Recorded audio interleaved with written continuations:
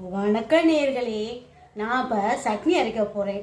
வீட்டில் இருக்கிற ஏதோ ஒரு பொருளை வச்சு சட்னி அரைக்கணும். நமக்கு தேவை ருசி, சட்னியோட ருசி தான் தேவை. அதுக்கு நான் எடுத்திருக்க பொருளை பாருங்களேன்.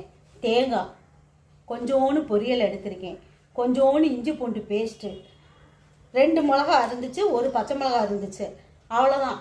தக்காளி பழம் 1, 10 சின்ன வெங்காயம், கொஞ்சோண்டு கொத்தமல்லி, இவ்வளோதான். இதை ஃபுல்லாக வச்சு நம்ம அரைக்க போகிறேன் நேயர்களே. இந்த சட்னியை அரைச்சிட்டு நம்ம தாளிப்போம். எல்லாத்தையும் போட்டு அரைச்சிருவோம்.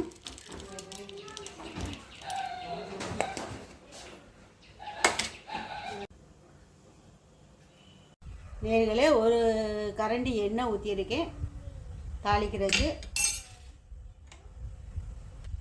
1 ஸ்பூன் சீரகம், 1 ஸ்பூன் கடுகு, கருவேப்பிலை.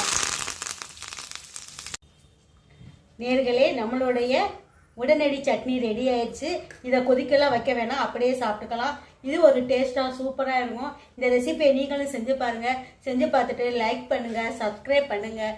நெக்ஸ்ட் வீடியோவில் சந்திப்போம். நன்றி, வணக்கம்.